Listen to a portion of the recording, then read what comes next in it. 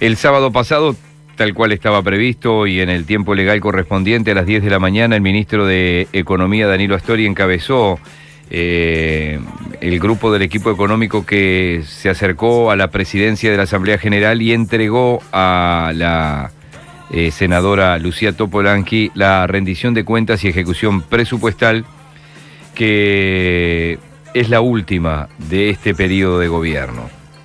Le hemos pedido al diputado y economista Alfredo Asti que nos acompañe unos minutos para escuchar su visión de lo que ha llegado al Parlamento.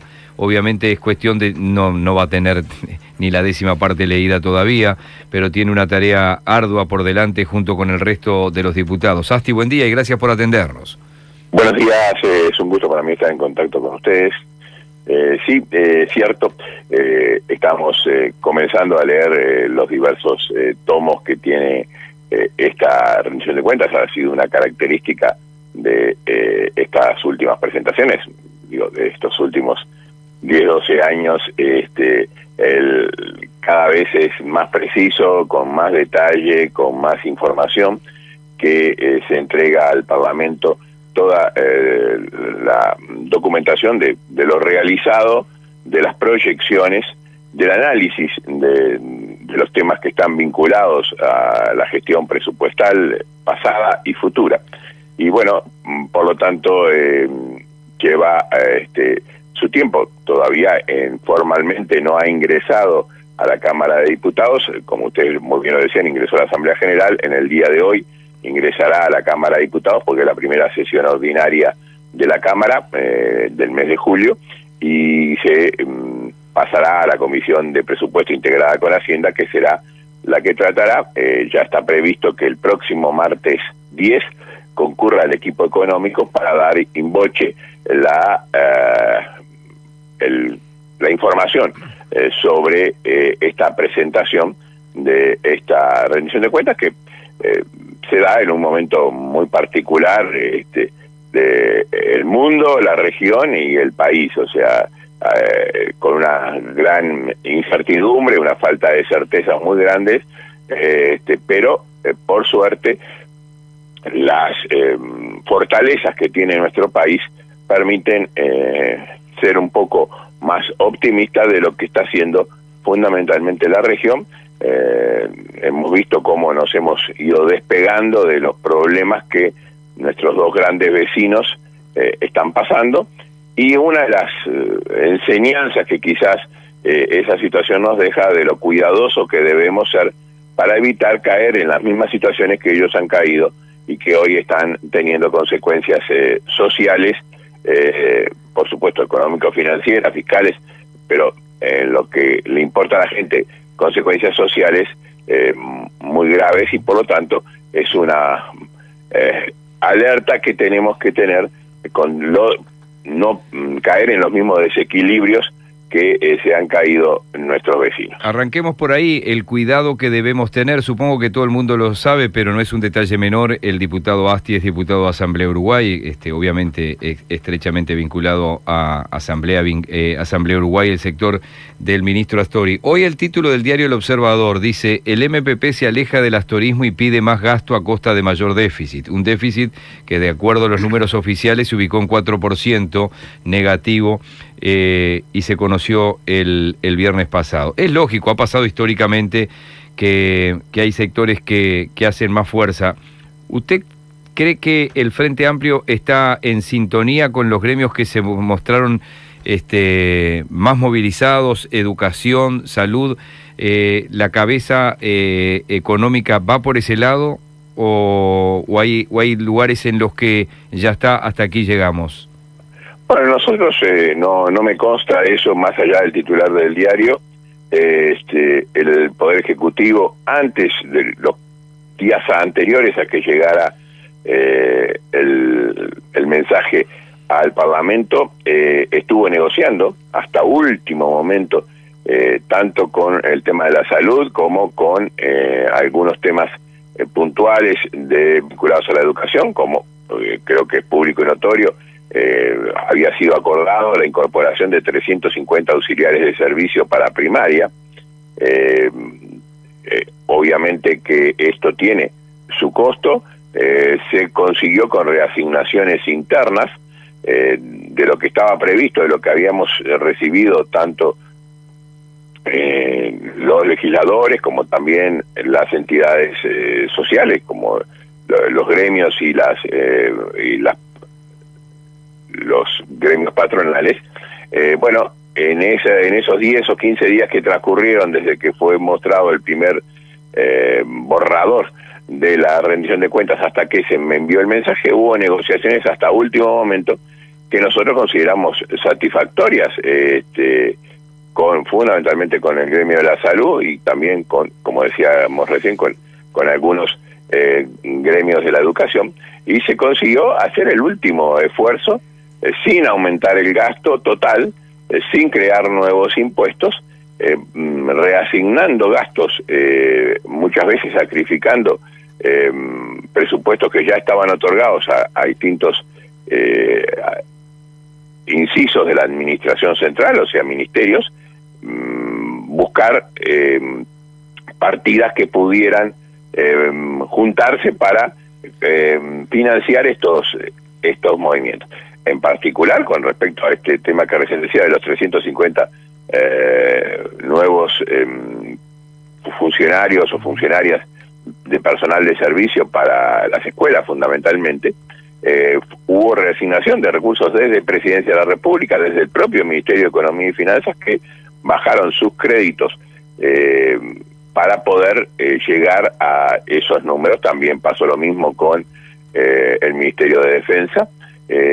Y bueno, creo que ese tipo de cosas luego también en el Parlamento se pueden realizar. Lo que sí, esta rendición de cuentas tiene como premisa presentada por todo el Poder Ejecutivo, no solamente por el Ministerio de Economía y Finanzas, no solamente por el equipo económico, que no signifique más déficit ni signifique el incremento de impuestos. Lo del déficit, por lo que recién decíamos, cualquier desequilibrio de este tipo luego trae consecuencias a mediano y corto plazo que son negativas, porque cualquier incremento del déficit significa incremento de la deuda, el incremento de deuda significa el incremento del pago de intereses, o sea que hay menos dinero disponible todavía para ocuparlo en tareas prioritarias.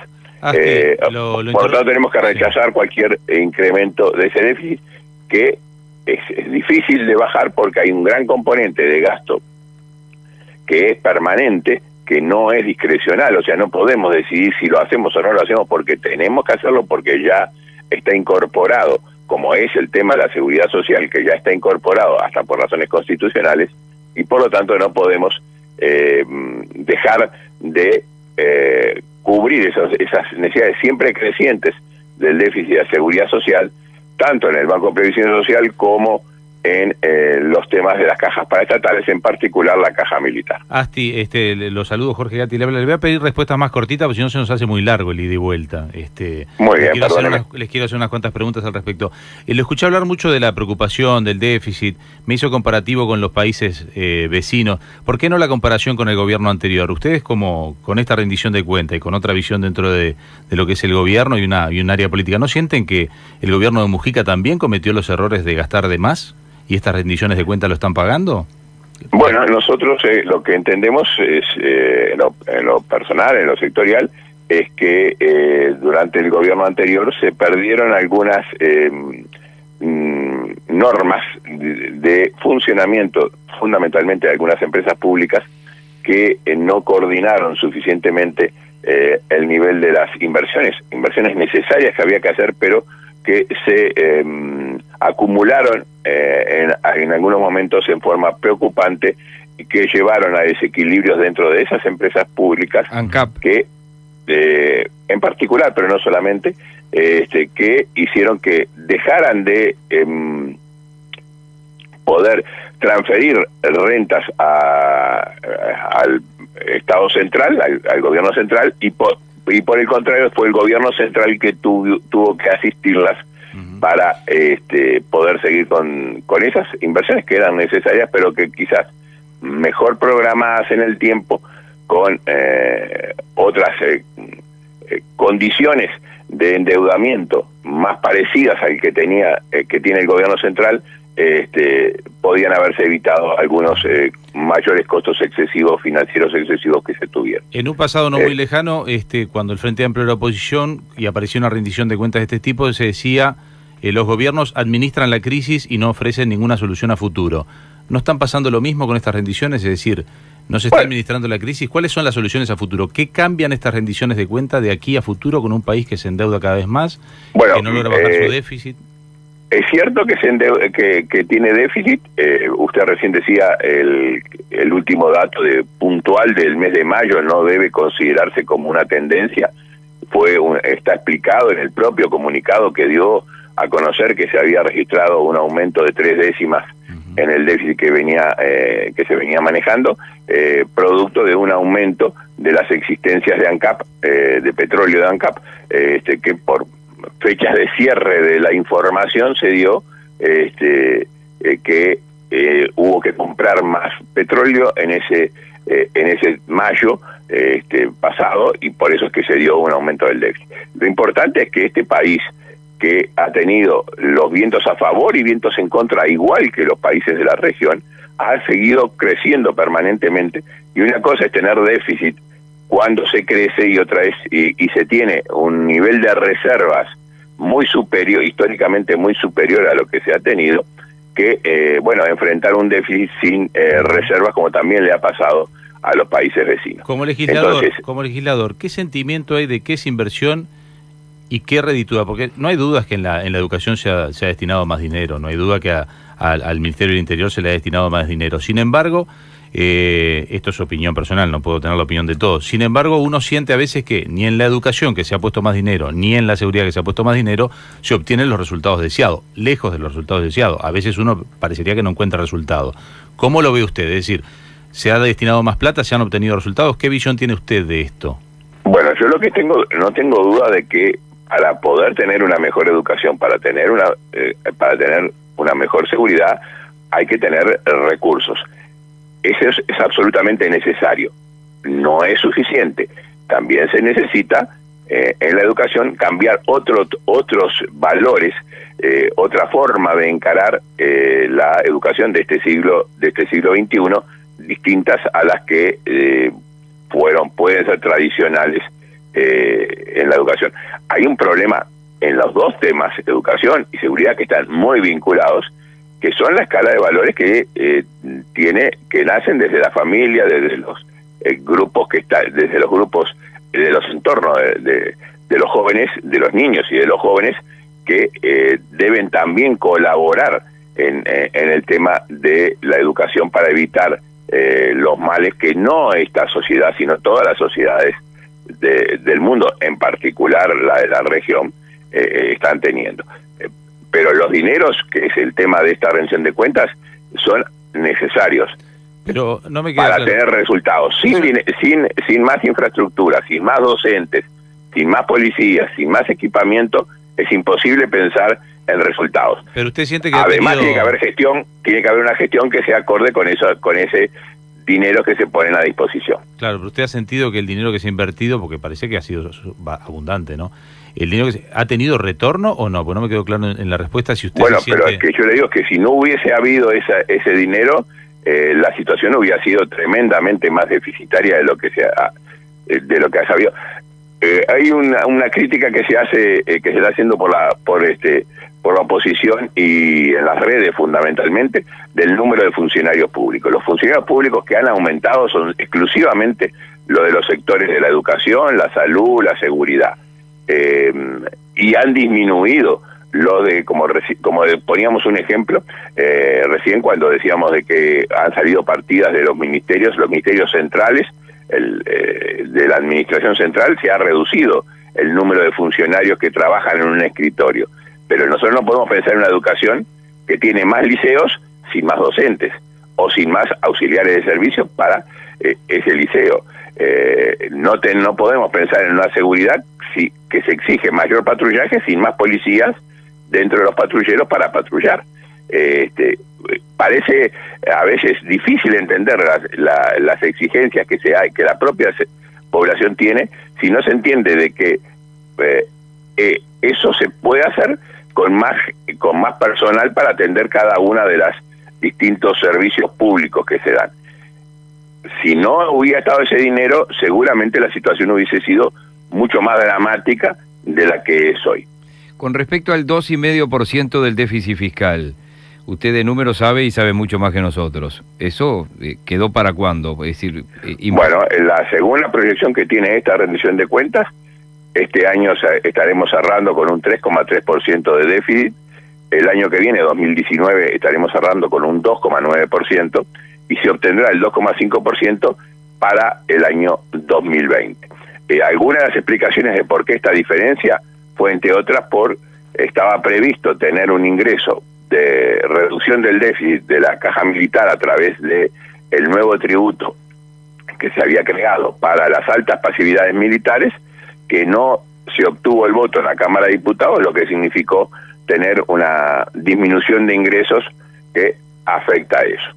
Hubo también, todos sabemos, un impacto muy importante en este año 2018, lo está viendo en este momento, en el año 2018, en el nivel de actividad por la sequía que tuvimos al inicio de año. Por eso es que se bajó la previsión de crecimiento de este año y se aumentó la del año que viene, bueno, precisamente para considerar ese impacto que tuvo, que va a tener en definitiva cuando cerremos este año 2018, la menor producción de algunos producciones agropecuarias, como en particular la soja, que se vio directamente afectada por esta inesperada sequía que afectó la producción, y luego lluvias abundantes que perjudicaron la recolección de lo que había quedado de esa producción afectada por la sequía. Ahora, Asti, una pregunta. Esta tabulación de decrecimiento del déficit, ¿qué tan creíble es cuando el año pasado o en la rendición pasada tuvimos un reajuste impositivo, más allá que no les gusta decir que fue ajuste fiscal, pero bueno, hubo allí un ajuste? Consolidación fiscal, bueno, fue el nombre que entendimos conveniente darlo. Le uso el término suyo. Que iba a apuntar a reducir el déficit y el déficit ni se movió, es decir, cerramos con 4 este año, más allá de lo de ANCAP, igual. Bueno, no cerramos con 4, cerramos con 3,5%, que después por algunas de estos temas que estoy manejando se ubicó en el 3,7, que esperamos que para fin de año se ubique en el 3,3%. ¿Qué tan creíble es cuando se habló de que con eso se solucionaban problemas y los problemas siguen estando? Bueno, pero el déficit sigue siendo un problema. Cuando se hacen proyecciones, el tema es que siempre hay a favor o en contra elementos que mueven lo de las proyecciones. En este año yo le dije dos importantes: el tema de la sequía, que es importante, se había previsto un crecimiento del 3%, se redujo, o mejor dicho, se mantuvo en el 2,5% que estaba en la rendición de cuentas pasada. En la rendición de cuentas pasada se había previsto para este año un crecimiento del 2,5%. Luego los números del propio año 2017 y el inicio de este año 2018 hizo que no solamente el equipo económico, sino también los analistas económicos previeran un aumento del 3 o más del 3%. En ese momento fue que cayó el tema de la sequía, y tanto el equipo económico como los analistas privados económicos han bajado el crecimiento al 2,5%. Eso tiene una consecuencia directa con los ingresos que tiene tributarios que tiene el país, porque obviamente al haber menos actividad hay menos recaudación impositiva, y eso ha traído una disminución del crecimiento de los ingresos por el lado del nivel de actividad, que ha impedido completar esa baja del déficit, que es muy lenta, muy difícil de realizar, porque al mismo tiempo que tratamos de que crezcan los ingresos, y los ingresos a veces se ven limitados por el nivel de actividad, hay componentes del gasto que no solamente no dejan de crecer, como es el tema de la seguridad social, los déficits de la seguridad social, que bueno, por supuesto, creo que todos, no hay nadie que piense que debería reducirse ese déficit de seguridad social no pagándole a las pasividades que en términos reales aumentan en forma significativa, porque aumenta también el salario de los trabajadores, el salario real de los trabajadores, y constitucionalmente hay que reconocer ese aumento en el nivel de las pasividades. Eso es un déficit creciente porque hay cada vez más pasividades y hay cada vez aumentan más que lo que aumenta el nivel de ingresos del Estado, y por lo tanto allí se provocan desfasajes. Una de las soluciones era tratar de bajar, y sigue siendo, por supuesto, no renunciamos a ella, sigue siendo bajar el déficit de la caja militar, que se lleva aquí más de 500 millones de dólares al año. Teníamos una previsión de bajarlo en un 10% con el nuevo tributo. No se logró porque no se consiguieron los votos en la Cámara de Diputados, sí en el Senado, pero en la Cámara de Diputados. Ahora seguimos trabajando con la reforma de la caja militar para evitar que se siga reproduciendo y aumentando ese déficit, y seguir discutiendo cómo logramos un ingreso adicional para que ese déficit que por 50.000 que producen 50.000 beneficiarios pasivos que tiene la caja militar, pero que paga a toda la población, ¿no? Igual no, como que yo lo escucho atentamente, pero reducir un gasto en 50 millones de dólares y estar proponiéndose de aquí al 2020 bajar un 1% del déficit, de un PBI de 60.000 millones de dólares son 6.000 millones de dólares. Bueno, pero es decir, comparar 6.000 millones de dólares con 50 millones de dólares parece una desproporción, ¿no? No estamos hablando de 60.000 millones, o sea, el déficit de la caja militar son 500 millones. Y eso afecta de forma importante el déficit fiscal. Con 500 millones menos afectaría. Sí, todo no pueden, lo que están hablando de eliminar. No, por supuesto que no. No, por supuesto, pero tenemos que empezar, y este año hubiese sido distinto si se hubieran tenido esos 50 millones de dólares y si se hubiera estado ya votada la modificación de la caja militar para evitar que se sigan dando esos egresos que tienen esos pasivos de más altos ingresos. No hablamos, por supuesto, del personal de tropas, sino de los altos de las pasividades más altas, que son alrededor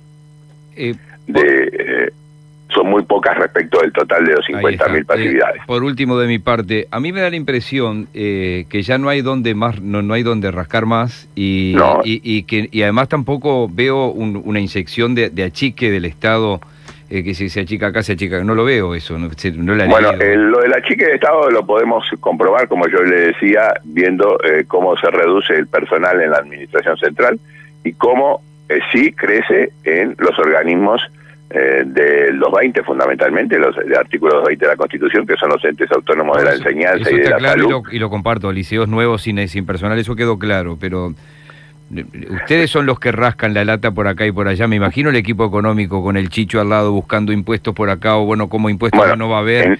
En este caso se ha definido que más impuestos no, porque como coincidimos, el equipo económico, el presidente de la República, el Consejo de Ministros coincide en que en un momento en que hay problemas con el empleo, no se puede gravar más a las fuentes al capital que busca invertir para buscar una mayor nivel de actividad y un mayor nivel de empleo. Por el contrario, en estos días, en el día de hoy, por ejemplo, vamos a aprobar una ley que busca favorecer la inversión, incluso de las pequeñas y medianas empresas, que son en definitiva las que generan más trabajo en el país. Ha habido una modificación por decreto de la ley de promoción de inversiones, también buscando incentivar el empleo. Hay una serie de medidas que se han anunciado a través de la prensa y que van a ser discutidas, obviamente, algunas de carácter legislativo, otras de carácter simplemente administrativos, para generar más empleo. Obviamente que desde allí, en un nivel de actividad que todos los analistas coinciden en que, como por ejemplo la nueva inversión de UPM, traerán en los próximos meses un incremento del nivel de actividad, porque hay encadenamiento de inversiones que van a traer mayor nivel de empleo. Ese nivel de actividad más empleo significa más ingresos y menos déficit, y allí es donde está centrada la seguridad que vamos a poder ir reduciendo el déficit a los niveles que estábamos previendo. En este caso se pasa, en vez de que sea en el 2019, que sea en el 2020, que se llegue al 2,5%, un nivel que se considera confortable, seguro, teniendo en cuenta que hay crecimientos del nivel de actividad superiores a esos porcentajes que permiten seguir sosteniendo precisamente el nivel de la deuda pública en relación con el producto en niveles acordes con lo que el país puede sostener y sustentar hacia el futuro. Le hago una última pregunta y tiene que ver con algo que publica hoy el diario El País, y es el artículo 18. Empieza a aparecer dentro de la rendición de cuentas puntualmente los artículos, la lectura de los artículos. No sé si pudo leerlo todo, así arrancamos la entrevista hoy, pero nosotros lo interpretamos, este artículo 18, que es el que tiene que ver con la contratación, el vínculo directo o indirecto de naturaleza laboral o contractual con el mismo a desarrollar tareas de planificación, supervisión por parte de funcionarios públicos. Lo asociamos un poco al tema, si esto estaba pensado por lo que son los directores de hospitales y que se armaban las ambulancias o se armaban el CTI. ¿Lo leyó el artículo 18? ¿Qué interpretación le hace o todavía no llegó? No, en particular el articulado, no he comenzado con el articulado, sino con los temas económicos, de proyecciones económicas. Son unos 300 y pico de artículos, obviamente no lo he leído. Por supuesto que en el articulado que acompañan las rendiciones de cuenta y modificaciones presupuestales, siempre vienen artículos sobre funcionarios públicos, precisamente para ir adecuando la realidad de las necesidades del Estado y el relacionamiento del Estado con esos funcionarios públicos, de manera de asegurar el cumplimiento de los objetivos de los compromisos de gestión, que tienen que ver, sí, con la mejor eficiencia de la administración pública, y seguramente a eso se refiere un conjunto de artículos que están incluidos en el capítulo funcionario, como están en todas las rendiciones de cuentas. Pero el articulado todavía, como le decía, todavía no ingresó en Cámara, y estamos buscando precisamente los lineamientos generales, que son los que explican precisamente lo que la población más siente, que son, la seguridad de que el país, pese a todos los avatares que hay en la región, el país es el único que ha seguido creciendo, y lo ha hecho con equidad, o sea, transfiriendo esa parte de crecimiento hacia, la mejor calidad de vida de la gente. Diputado Asti, gracias por hoy y que tenga un buen día. Gracias a ustedes, hasta luego. Poder Ciudadano Radio. Periodismo responsable y riguroso.